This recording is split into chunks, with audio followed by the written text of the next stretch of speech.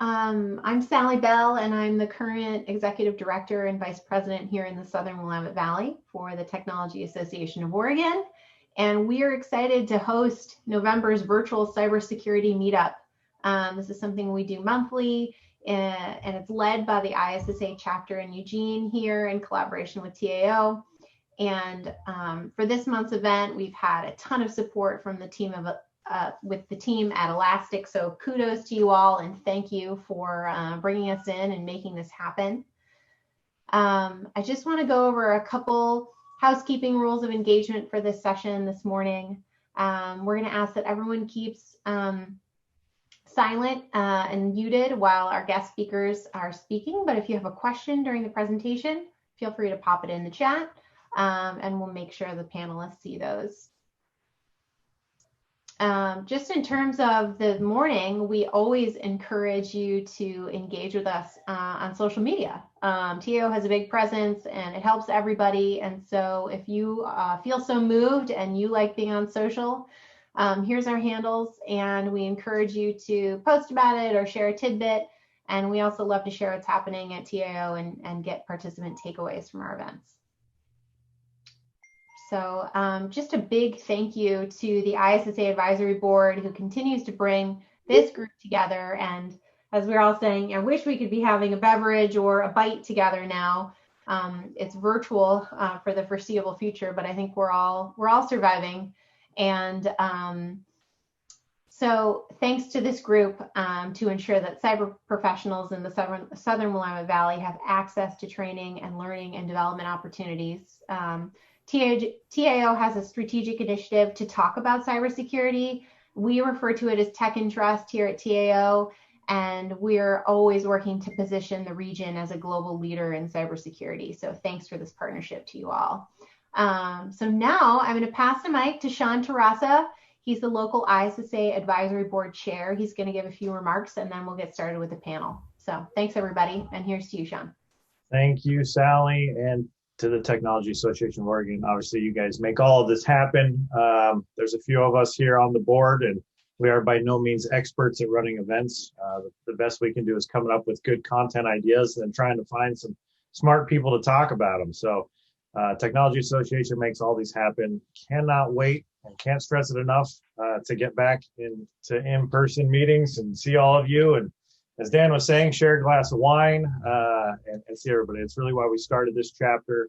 There's so much here in Oregon that from a resource perspective, we can do together and share our knowledge, share our experiences, and build as a group and really help the students and the folks who are just getting into the security area or wanting to get in the security area. That's what the organization's all about. So please connect with myself, any of the board members. You can go on our Eugene ISSA chapter website and look us up, reach out to us there. We're always looking for good ideas and things you'd love to see, as well as if you would like to talk at one of these events. We're putting together the 2020 calendar. As I was saying, we do this every month. We used to do it in person, but now we made the shift to some virtual, and things are going well. So thank you again. Please don't hesitate.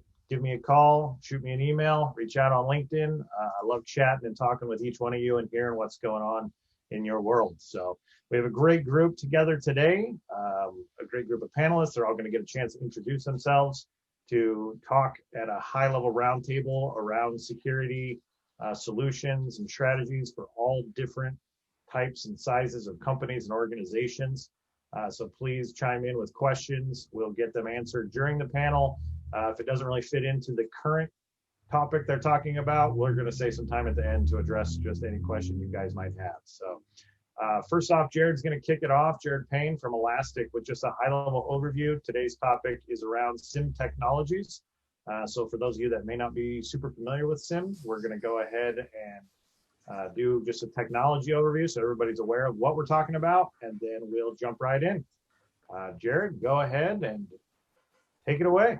Cool. Yeah. Hey, thanks, Sean. I appreciate it. Welcome, everybody. Really quick introduction. My name is Jared Payne, and I'm a solutions architect here at Elastic. And I've been here for a little bit longer than 2 years, about 2.5. And I've been in the security space for roughly about 15 years. So with that said, I'm going to kick it off with just kind of a high-level overview of what a SIEM is. And I'm going to stay high level because I want to make sure that we all kind of just level set of what that tool is. So SIEM, it stands for Security, Information, and Event Management. And so what a SIEM software does is it works by collecting all of your log and all of your event data that is generated by all of your host systems, all of your security devices, any type of applications throughout your organization and or agency's infrastructure. The more data that you give a SIEM, the better. And then what you do with all of this logging and your event data is you collate it or grab it together and put it in a centralized platform, which we call a SIEM. SIEM can, and all this data that you grab is from antivirus, firewall logs, any type of data from your infrastructure, but this SIEM software really identifies this type of data, and then it puts it into certain categories, right? Such as, malware activity or failed and successful login attempts, and or other malicious activity that could be happening internally to your network. So when software identifies a specific activity in the SIEM, that could signify a threat to your organization, there are alerts that are generated. And these indicate or could indicate a possible security issue. And these alerts are set on types of thresholds. Alerts are sometimes synonymous with detections or detection systems internally to a SIEM. And an example of one of these alerts is, let's say that someone has an account, a user is trying to log in that has 20 failed login attempts in about 20 minutes.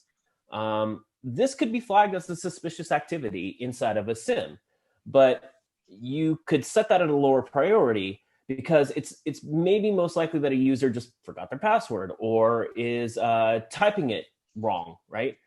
But let's say that a user is, or a user account is being flagged as setting 120 failed login attempts in less than 2 minutes.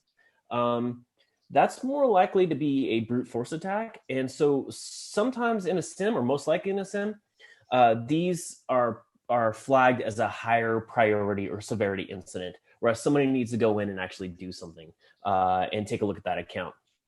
So next-gen SIEMs are very popular. Those include machine learning and sometimes AI. And these are the types of things that really are getting into the next-gen security fighting as threat hunting, right? But threat hunting and SIEM, they go hand in hand. And some of the benefits of a SIEM are increased efficiency across all of your logs and data, preventing potential security alerts and or threats, also preventing and reducing security breaches is a big one. A major one, especially in these times, is reducing costs because it allows you to collate and just get one single pane of glass for all of your data that's coming in. Better reporting is a good example, especially if you have all of these data structures and data logs coming in from all these different places. And then realistically, when it comes down to it, is IT compliance. So in short, that's a high level example of what a SIEM is in a definition. And with that, I will kick it back over to you, Sean. Terrific. Thank you, Jared. I really appreciate that. Jared's going to be a part of the discussion as kind of a technical lead. Cami Lewis, you're going to be moderating the panel. If you want to go ahead and do just a brief intro, and we'll have the different panelists do a quick intro as well, so that way everybody knows where their points of view are coming from, and then we'll jump right into the questions. All right, great. Thanks, Sean.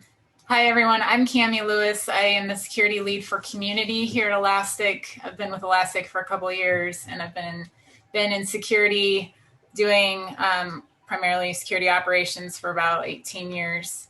And I'm going to facilitate this panel, and I'll kick it over to Rob to do a brief introduction.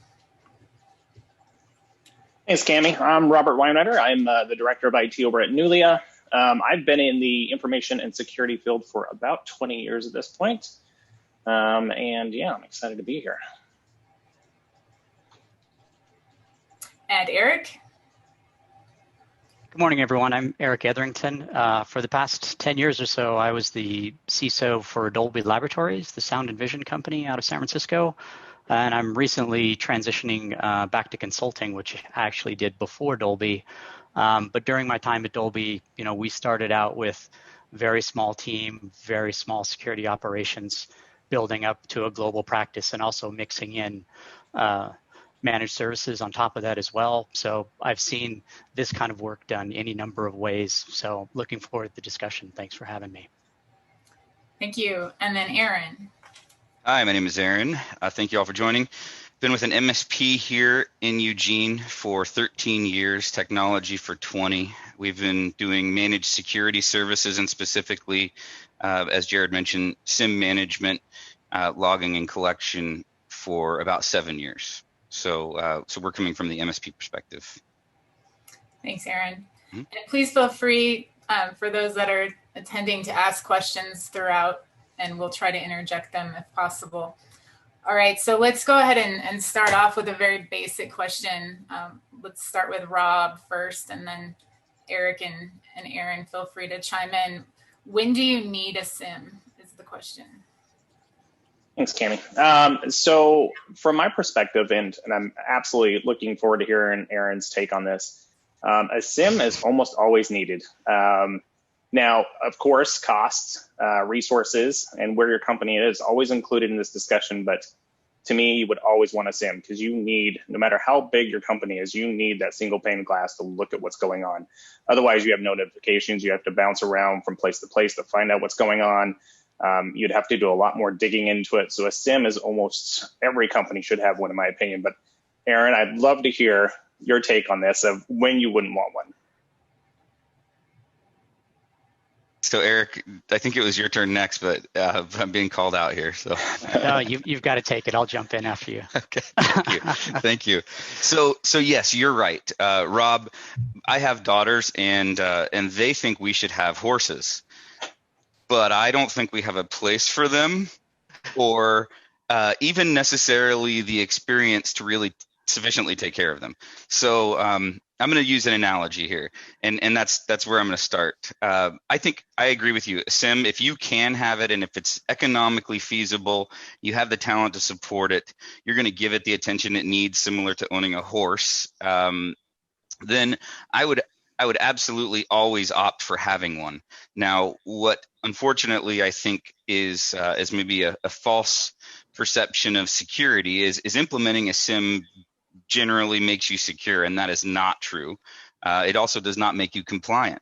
So there's a lot of effort and a lot of work that goes into one of those, and to actually effectively monitor and manage those threats and respond to those threats. So a good example is we've had companies come to us and say, we need a SIEM, we need to put it in, we need it right away. And the next question is, well, okay, who's going to monitor it? Well, okay, we can probably get our help desk to monitor it. Okay, well, then there's going to be a training part of that. There's going to be a coverage aspect to that. So in other words, there's a lot of background building in order to make a SIEM truly effective in an environment. And in most cases, there is a better way to allocate those funds, at least if you're talking about from a security perspective and a holistic view. Antivirus, I would analogize to owning a fish, right? It's low cost, it's low maintenance, it's probably also low value to a certain extent because a user can ignore a warning or a quarantine message or those kind of things. And then identity management may be something that's more like owning a cat, right? You get to pet the cat at night. It's great. You still have to do a little bit of maintenance. It's not super expensive, and it just goes outside and kills animals and comes back. So right now, I feel like that horse analogy, if you put that into perspective, owning a horse is a very, very a big deal. It's a big decision, as I have to tell my daughters every day when they ask me.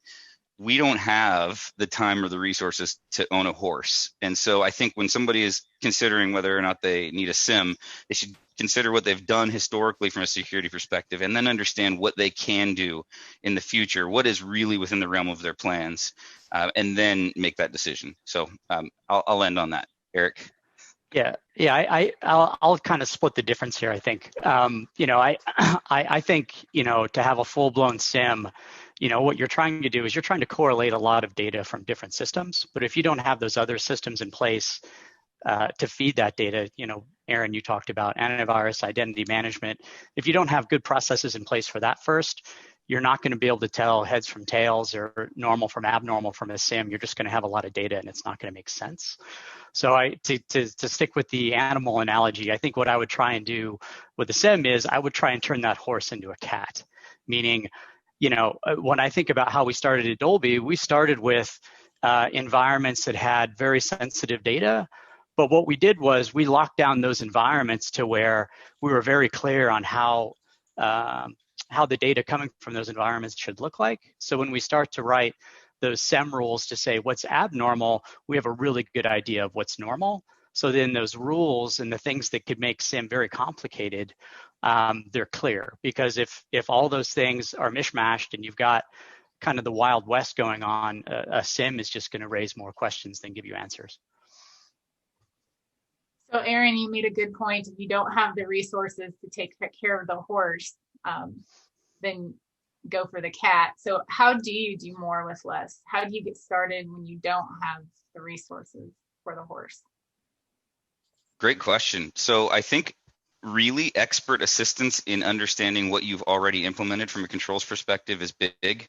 And then also really understanding what the purpose of the SIEM is. So is the purpose of the SIEM to actively secure your environment? And if so, there has to be eyes on it all the time. That's a very important part of it. If it's actually just for a compliance checkbox on an assessment, okay, that's probably a little less of an investment from a company's administrative perspective. But then, unfortunately, what we typically find, and I'm not sure if the rest of the panel has seen this as well, but people will buy a SIEM and it'll end up being a forensic tool because a breach occurs and they didn't know about it until it's all done, and they go back and they say, well, look, we do have our SIEM. We can probably track down the source of the breach. My opinion is that's not the ideal use. However, it is a possible value. So there are different aspects of the way you want to use this, but I think that there's a foundation of security that would need to be built before jumping into the log management and collection and analysis. And I think you said a key point there, Aaron. A lot of times people start in the SIEM space with log management. So Rob, I know on the IT side, you probably have lots of uses for logs that are outside of security. And that's actually where we started at Dolby, is we were really more collecting logs for some compliance use cases, but also for some just core IT functionality and troubleshooting use cases. And then once we started to build up the security team, we wanted to take advantage of those logs to ask it questions, to learn, is there things going in the environment that shouldn't be? And then that's when we started to kind of do some threat modeling and really start putting in upstream controls to be able to develop that abnormal versus normal view using the SIEM. I think over time, Aaron talked about, using SIEM for investigations rather than monitoring. That definitely happens too. So I think the key thing with your SIEM is to really think through what your use cases are.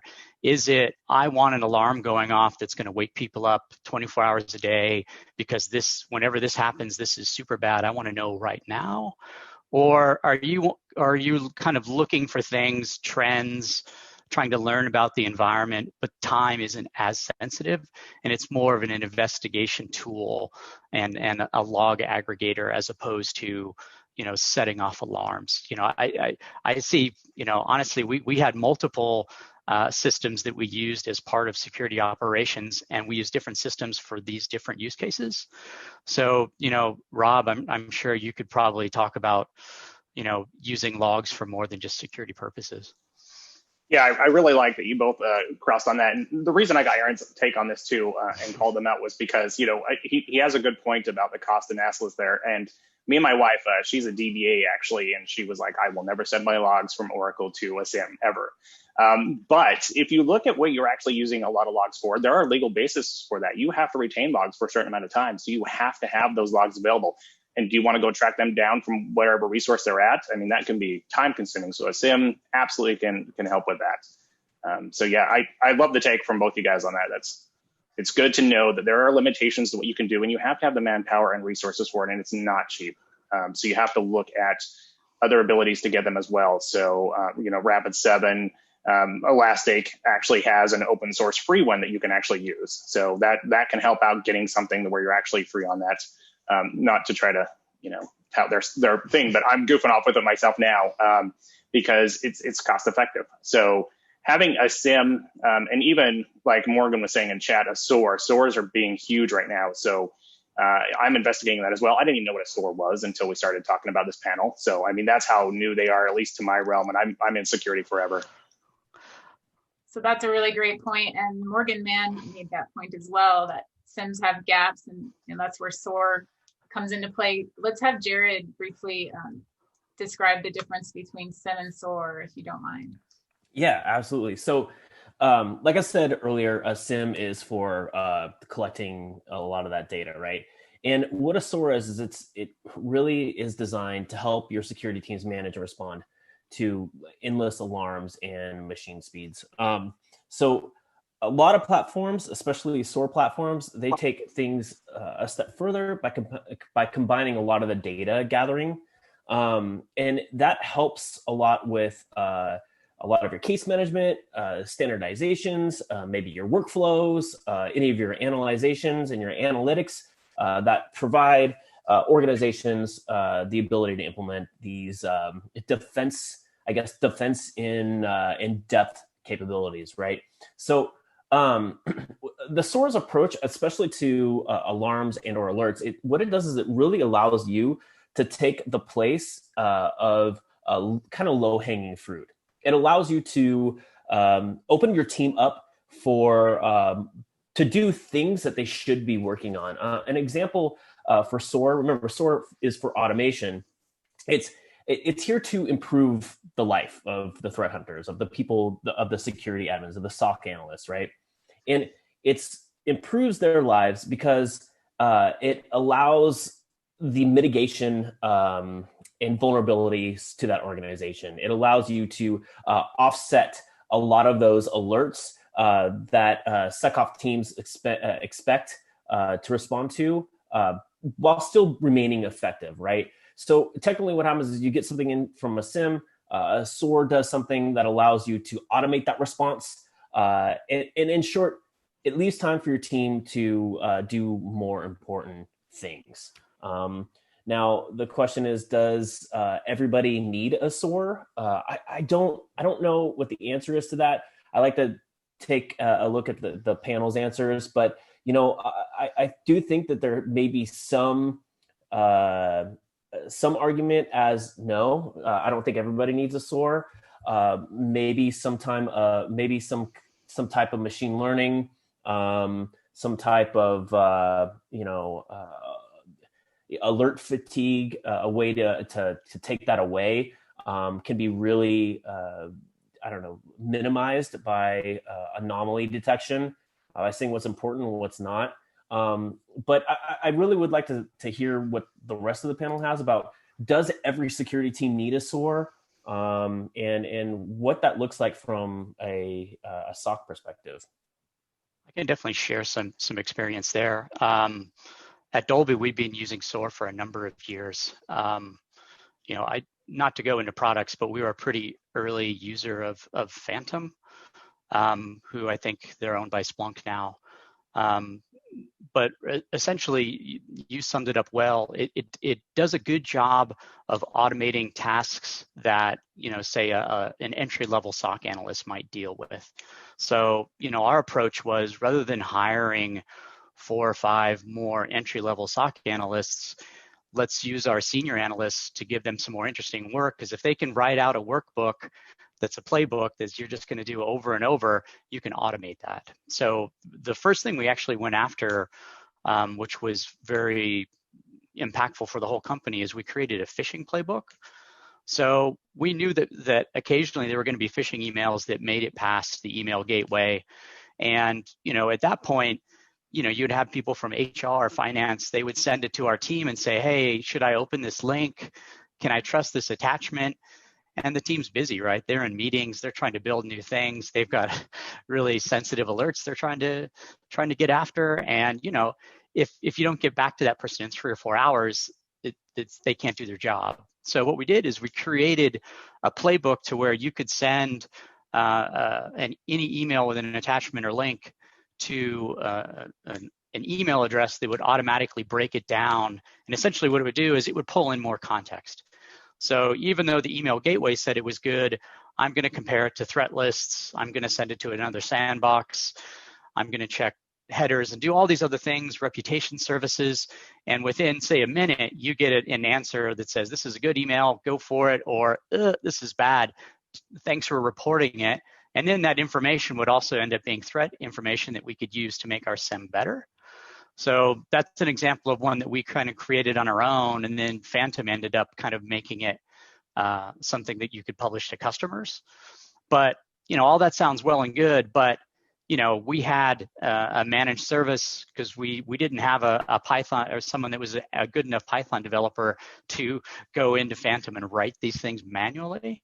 So a lot of times you think, oh, I'm going to automate all this stuff and make my life easy. Well, you start to build more automations, you're developing more code, there's more code that you have to maintain, and then if something changes or breaks, next thing you know, you've got a full development team on your hands keeping a SOAR up and running. So I think it is great to go after that low-hanging fruit, but know that there's definitely probably as much resources that could go into that as a SIEM. Yeah, I agree. I think need is a strong word. I would say want is probably a better way to say it. I think everybody should want one. Need is probably another question, and I think some of it comes down to a question that we ask a lot of our prospects or clients, and that is, do you view technology as an investment in your future, or do you view technology as an expense that you just have to deal with?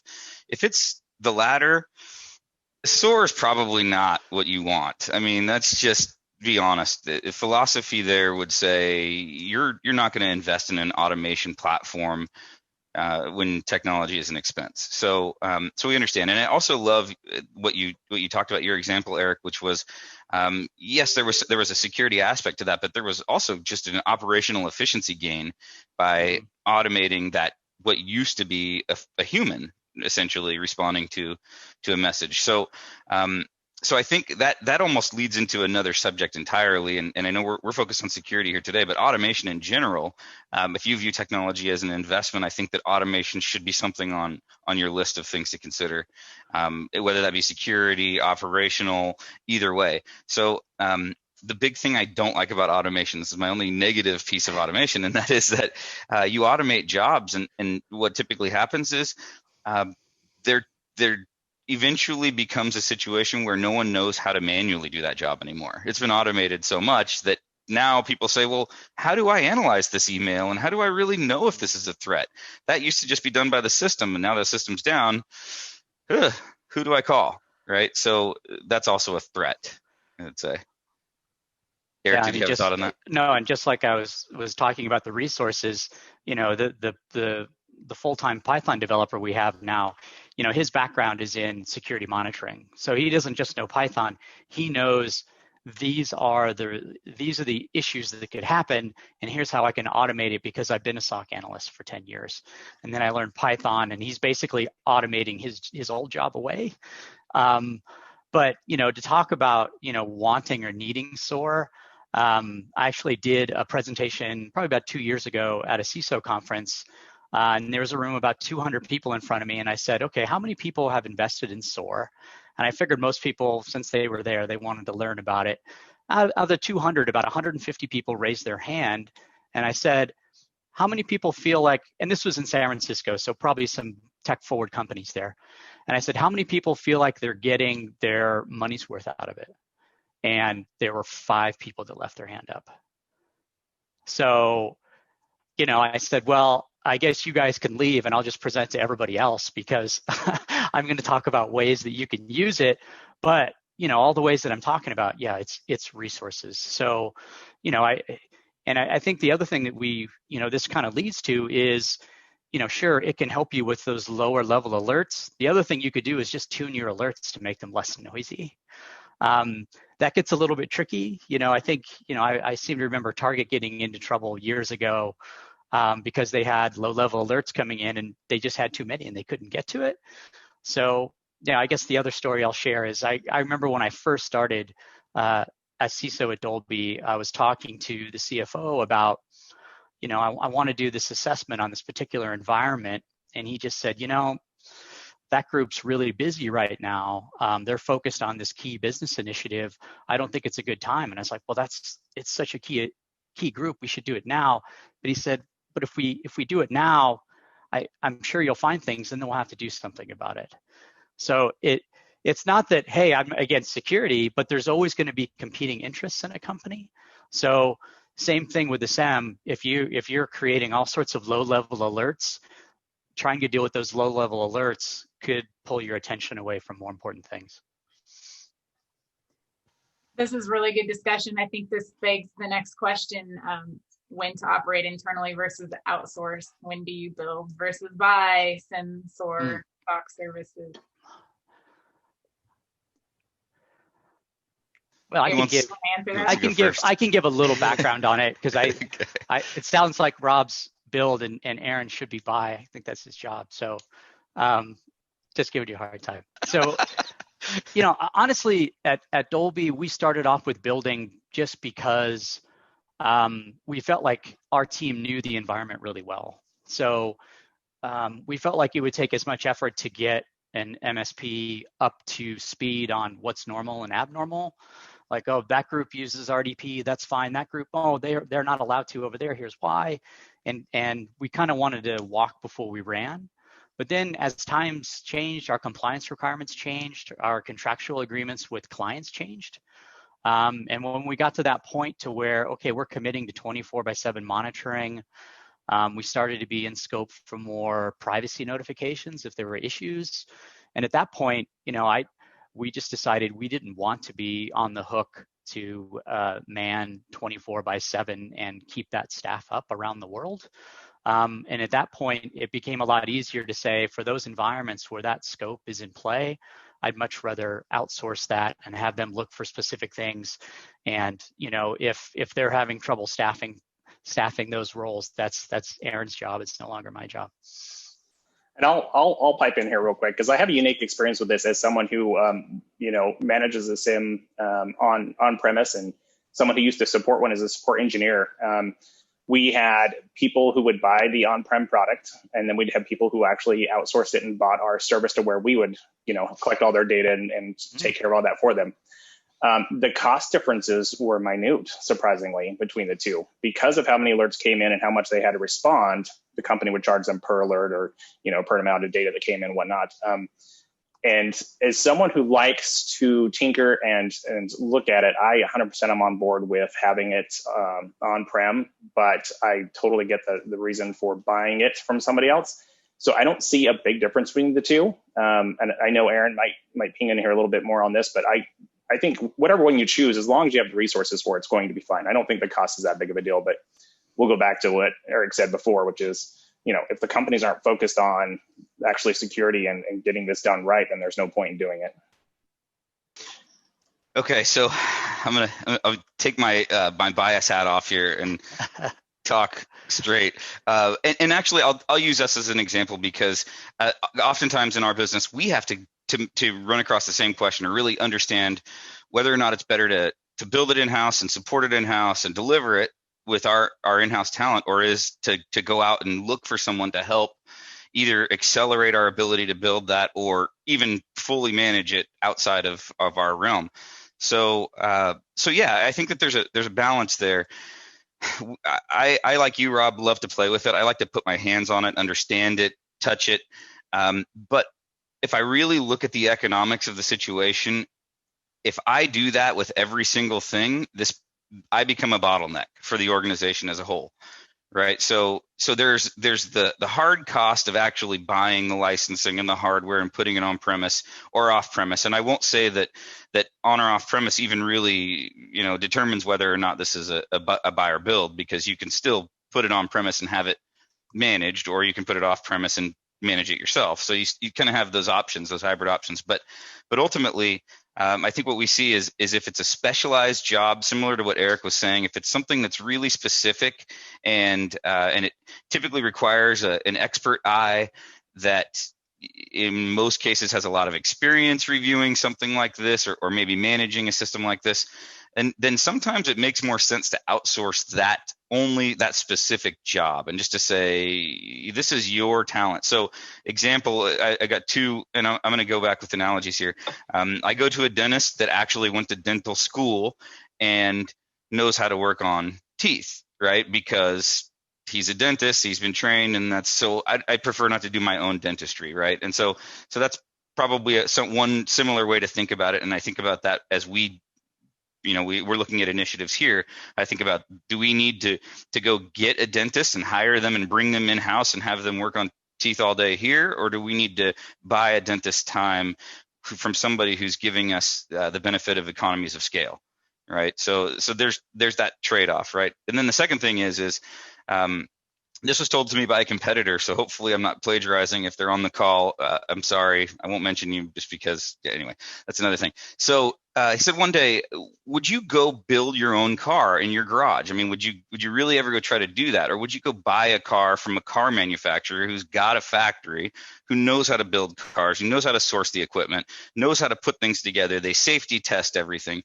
What is your car going to look like if you spend $50,000 trying to build a car, or you spend $50,000 trying to buy a car? Which one do you think is going to be better in the end? And clearly, the car that you buy from the manufacturer is going to be better, unless Rob was building it. Then that one might be better. But anybody else here is probably going to be it's probably going to be a bucket of bolts. I mean, just being honest, right? I guess you have to know what you're good at. You have to know where your allocation of funds is going to lie, and then you need to make just an educated decision on that. And that's my best non-biased answer. And I like that. So let's ask this question, because you're right on all points there, except for, what about your data going to somebody else? Are you concerned with that at all? Ooh. Is that really an issue for you? Because that hasn't been touched at all with this. Is, let's send out our data to a third party. Is that a secure thing to be doing? Only if they've been vetted, and I mean significantly vetted, and that is really tough. And Rob, this is a sensitive subject. I know it is. Yeah. So yes, you need to vet that party clearly, and it's still a risk, in my opinion. Yeah, and I mean, I think that's why we ended up in a hybrid position at my old job, because there were some logs, some environments that we were comfortable sharing with an outside party that was vetted, and then there were other logs that we just didn't want to leave the company in any fashion. And those were the logs that, they could have IP in them. They could have things that could really hurt the company if they were lost. And those were also the logs that were used by multiple teams. So there could be application teams or other infrastructure teams that got value from those logs, where the pure security stuff where we're doing monitoring 24/7, to kind of go back to that idea of when do you need a SIEM. When it was just pure monitoring, I want you to look for these 10 things, and if things happen, you need to be, here's your response sheet of who you're going to call. This is what you're going to do. But in those cases where the logs have value to multiple teams, we never want them to leave the company. We kept that stuff internal. So that's a really good point about the risks of sending your data to a third party. What are some of the other risks and other pitfalls to be aware of? Is this around SOAR or SIEM? Is that? Yeah, around SIEM, just common pitfalls and common risks to be aware of. I think a lack of maintenance is a big deal. So technology changes so frequently that it's really easy to miss systems or miss alerts. And I think Jared probably, I know you're agreeing with this because you're hands-on looking at this kind of thing. So commonly, and maybe that's a Rob and Jared question specifically, because they actually see this kind of thing fairly regularly. Yeah, I'm going to agree with you, Aaron. So a lot of it really comes down to, being able to stay on top of integrations. Just as an example, just being here at Elastic, we add features to our SIEM on a routine basis. And sometimes I deal with a lot of people that use us for security. and they're 3 or 4 versions behind. Even minor versions are major versions with our software. And so, especially with the speed of how security moves and everything else that's going along, I really feel that if you're not on top of what your software versioning is, that's a big deal. And I'm sure Rob has other stuff to say about that. And another risk that I see, at least being out in the field a lot too, is cost. And I think that is a risk, and it is a risk, especially during these times where budgets are being cut everywhere. It's in order to get a really good holistic view of your security environment, more data is king. And that's the way it's always going to be. I mean, if you can't see or have a holistic view of your entire environment, from just that 360 view of everything that's coming in or just everything that's happening, I'm not going to say you're failing from a security perspective, because that's not the right word. You could be successful with a limited amount of data, but I think you wouldn't be as successful as you would be as if you had all of your data being ingested into your SIEM or your security environment. And so I really think that cost can not only be detrimental to a security team, but also limiting, because if you can't afford it, because some software companies charge for ingest, or however they charge whatever it is that's going on, I really feel like that not only just keeping your stuff up to date, but then a cost perspective. Those are at least two of the biggest things that I see out on the field on a daily basis. And Rob, I'm sure you have a lot more stuff to add to that too. Oh, actually, the common theme is cost versus what we're gaining from it, right? So I fully think that if you're not going to put the effort into it to really do it, then it's not valid, but you're going to miss out on a lot. And I agree that one of the downsides of having a SIEM and actually going for it is not updating it, not actually customizing it. I mean, there's so much to do when you get a SIEM, and you need someone who's knowledgeable enough to actually create those alerts, so they're actually real alerts that you care about, like the logins and whatnot. So yeah, I agree with both you guys on this subject. There's the biggest downsides, of course, are cache and having someone to do it and monitor it and keep it going. Yeah, I don't know if I can add a whole lot more to that necessarily, because that's the biggest things. I do have one thing that I would like to add, and it's things that I normally see on a regular basis outside of versioning and or cost, is sometimes a lot of the security of the SOC teams that I get invited to help out, they, and Rob, you touched on it a little bit, was training, right? It's not knowing your environment, or you're new, and or they're just starting up a SOC team, or they just got money for InfoSec and now they're starting up a security team, and they ask me, they say, okay, here's all my data. Tell me what I need to look at, or what do I need to search for? And it's like, well, do you have a policy in place, right? And I mean, I know that's not necessarily like a software, detriment to what you're trying to do, but I see it all the time of a lack of training or a lack of security knowledge. And I'm not saying that you can't get there. I know tons of people that had no security background in general, but have worked in the security field for years and have learned it as they go along. I mean, 10 years ago, there was no cybersecurity degree that you could get at a college at all. And so I think the thing is that it's training, versioning your software, and cost. Those are just some of the three major themes that I'm seeing across the whole here as I do this. I wanted to say one more thing too, to capitalize on what Jared's talking about, and what I often see missing is a SIEM implementation is there, and there's no actual incident response plan. So people get an alert and they all look at each other like, well, now what do we do? So that needs to be defined ahead of time. You actually have to understand how you're going to respond to an event versus just putting something in that tells you there are events, right? So there's a strategy that goes with this. Yeah, and I guess to touch on that as well, you should have, what are you trying to accomplish when you have a SIEM? I mean, look at that. Why are you even getting it? Is it just like you were talking earlier, footprints and whatnot? So all those things being covered in this is great. Yeah, I mean, I think one key theme I see here is, once you have it in place, the notifications, the alerts, those scripts that you're writing to try and find evil with, those things are really important. And the life cycle of those, we've definitely had occasions over the years where I found out about an issue somewhere else and we're like, should we have gotten an alert on that? Oh, let's go check it. Oh, the alert's broken. You have to have an alert to let you know if there's a problem with the alert.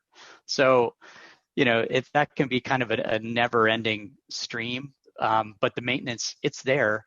And, on the incident response side, you have to have an end-to-end plan that everyone in the organization is trained on. So when we started going down the automation route, and say, you go to a point to where we find a problem, we're going to automatically cut off access to an S3 bucket or close a port on a firewall.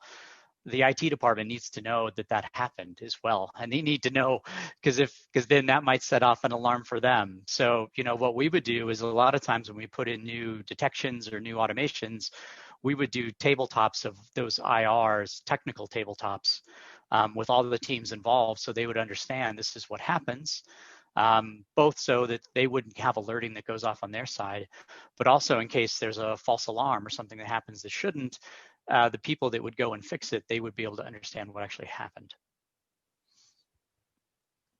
Thanks, Eric. Let's pause here. I just want to make sure we have time to the audience to ask questions. So let's go ahead and open it up to the audience. Sean can unmute you so that you can speak directly, or you can type in the chat or the Q&A as well, your preference. So are there any questions?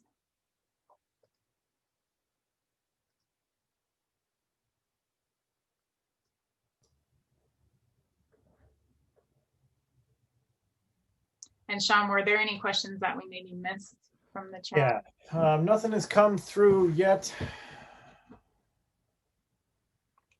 Oh yeah, Dan, good point there.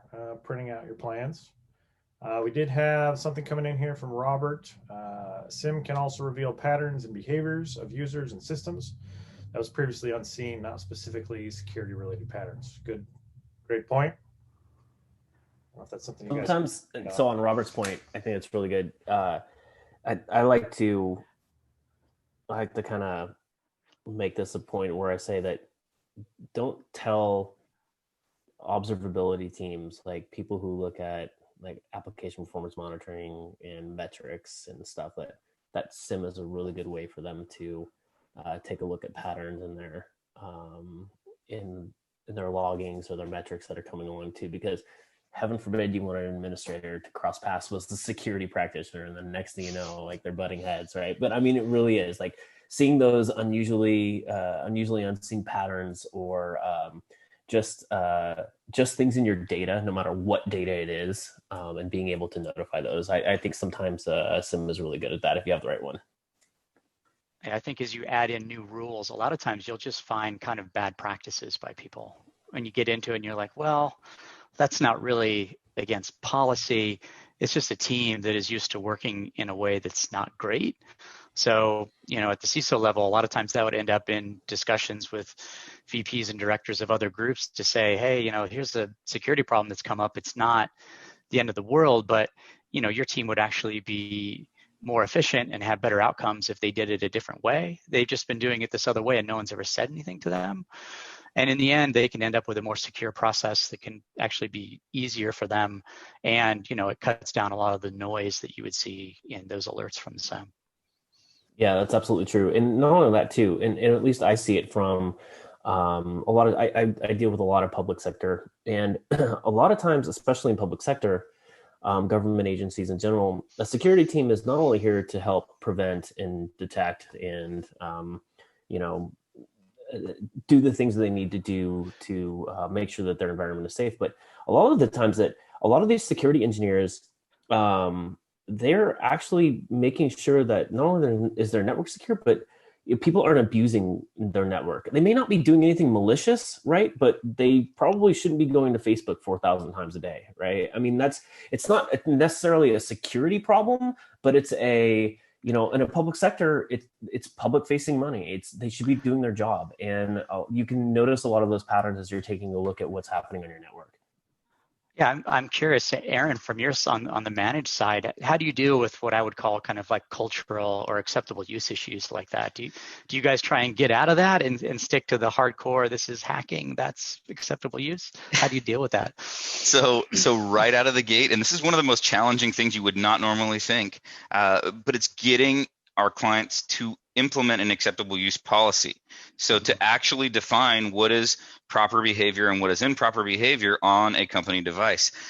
And you would normally think, and I think when we came up with the concept of we're going to use this as a tool to help control our environment from a process perspective or from an employee device perspective, and it honestly is a huge challenge to shift that culture when it's been wide open for so long.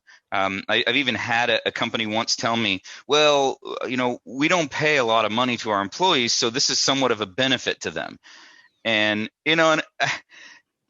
there are clear issues with that logic, right? I think overall that's not a benefit. And so we need to if you want to give benefits, let's do that in a structured way. Let's not just give rampant access to anything anybody wants inside of the corporate network. And so I really, truly still believe acceptable use policies are important, and I think some people think they might be antiquated. It should be part of your employee handbook, and it should be easy to come back and cite when you look at a report that says so-and-so has been on Facebook all day or whatever, is that we specifically call this out as part of your job. So, yeah, and I'm not saying fire people as a result of violating the policy, but generally speaking, if you make them aware of their violations, they almost always curb their behavior, and eventually that culture will evolve into something that you want it to be. But it is not just to sit the document down and give people to sign it and everything's good from that point forward. Yeah, I can share a story on that. Years ago, that was one of the first things we did before we put in a SIEM, basically because we wanted to be able to start monitoring more things. But it's important to tell people what's okay and what's not okay, and the things that are not okay are going to be monitored. So, I think one of the things that we had an issue coming up every Friday, 3 Fridays in a row, I got a malware alert from the same person. And each time his machine had to get re-imaged. It was just bricked. And I was like, so by the third time, usually, I had someone on my team that was helping him. By the third time, I said, okay, I'm going to play the CISO card here. I'm going to scare him a little bit. I'm going to give him a call and say what's going on, or at least try and understand. It's too much of a coincidence. What's the deal? And he said, I like to play poker while I eat lunch on Friday. What's the deal? He's like, I always go to this same poker site. I play poker. And I was like, actually, poker just is, well, we haven't started blocking it yet, but it was actually gambling sites were against the acceptable use policy that just come out, and he hadn't figured that out yet. So he was like, what do you care about that? And I was like, well, from the legal side of things, I'm not a lawyer. I'm not going to speak to that. But from a security side of things, I think you've given us a good example of why I don't care for gambling sites, because you've caused 6 hours worth of work for IT to go and re-image that machine, and you've lost a half a day on 3 Fridays in a row. So I feel for people on the managed service side when I always assumed you'd have to go off that acceptable use policy, because I wouldn't necessarily want you to call my team in the middle of the night when those kinds of things come up, but it can create a lot of noise within a SIEM if you don't have an upstream control to deal with that. That's perfect. And I'm going to segue to the final question here, where you're all going to get 1 minute basically to give us your opinions from your background, where the technology is headed, but at the same time where a company or an organization should be looking from a policy perspective. Should they be leaning towards technology to help them enforce these policies? Should they be leaning more towards paper? We've obviously had a lot of changes just in this year alone, but go ahead and give us from your background, your opinion. And we'll go alphabetically. So Aaron, luckily, gets to go first with 2 A's. But you got to probably is that part of it? You have to unmute it to talk. Okay, all right. I'm getting the hang of this. Okay, so I think overall, if we're going to talk about the future, clearly there are some work from home has created a kind of a new environment that we all need to kind of observe and really understand that this is going to change. We all thought technology was changing really fast before. Well, now we have kind of all been pushed into this new world of you are going to adopt work from home. You are going to adopt remote tools. Before this pandemic, I did video calls all the time. I rarely ever had anyone ever actually turn their camera on the other end. After the pandemic, I see people all the time that I've never met and never knew what they looked like. So it's interesting that we've all, I feel like collectively as a society, we've adopted some of these changes very well. We've adapted very well. There's still a lot more to go. And I think that there's still some significant change to occur as well. But I think overall, cloud services and hybrid cloud services are going to continue to proliferate. The ability to leverage other folks' expertise outside of your organization, I think will also continue to be a tool. People like Jared and getting assistance for advanced level IT initiatives that's just going to be the way it goes. It's really difficult, if not impossible, to know everything about technology for an individual, right? So if anybody out there thinks that hiring one guy is going to solve your problems for IT, I'm 100% sure that will not happen. That's not how it works. Everybody has a specialty here, and we have folks here that I coin as geniuses, or they know so much about technology.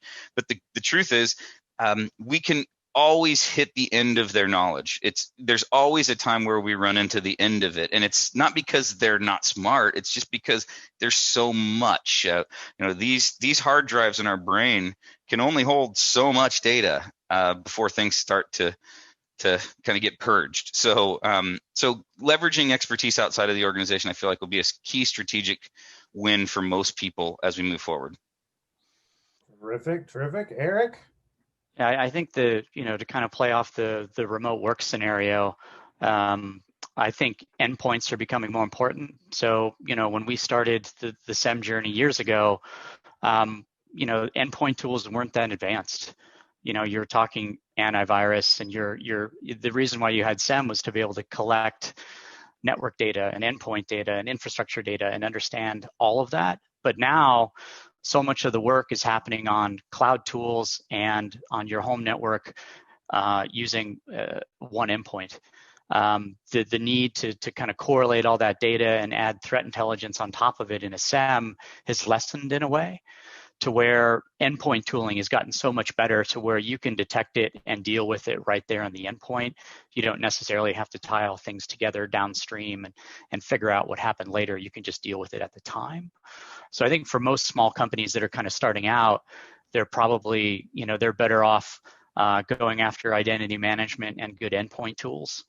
And then, I would think about monitoring more when it becomes more of an after hours situation.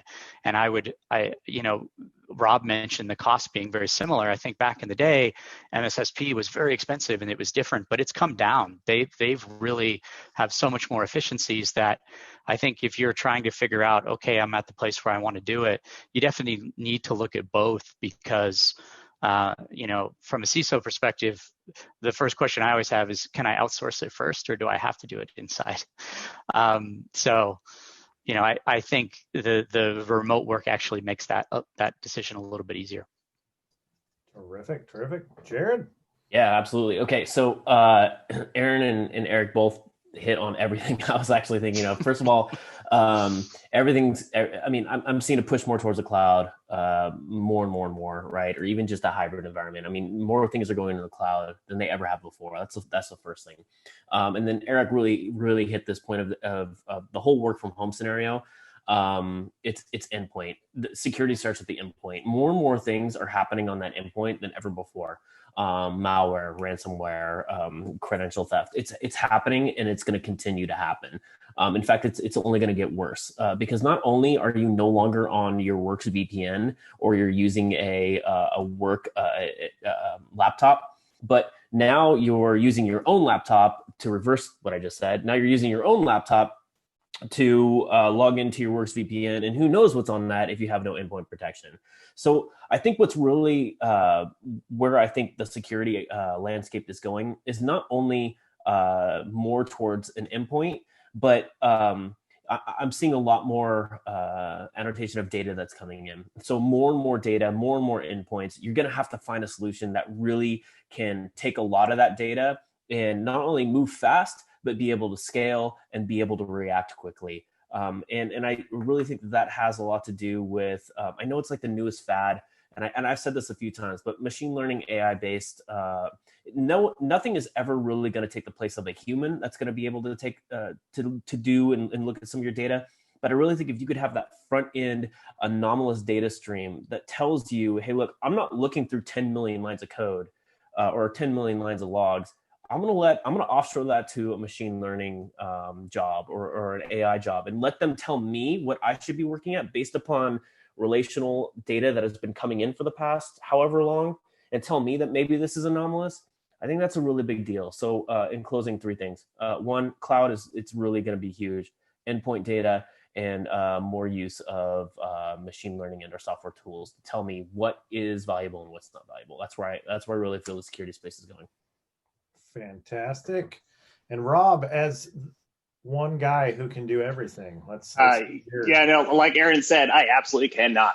And I'm not going to beat poor little Aaron's horse either with this, because we've all touched bases on everything that I think we're going towards. Hybrid is definitely going to be a solution for everybody going forward.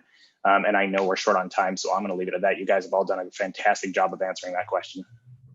Thank you. And I can't thank you all enough so much for participating, helping out everybody who joined and asked questions in chat. Thank you so much. And Sally, and Ruthie, and Tao, you guys make our organization happen. These are such great conversations to have and just building up our community here. That was fun. Thank you for having us. Yeah, that was a lot of fun. Thank you so much. I look forward to many more. Those folks in the audience, like I said, if you have other topics, other ideas, panels, discussions, we'd love to hear about them and help put them together for everybody. So thank you much. Yeah, just to echo that, Sean, too. Thanks, everybody. We look forward to seeing you at the next one.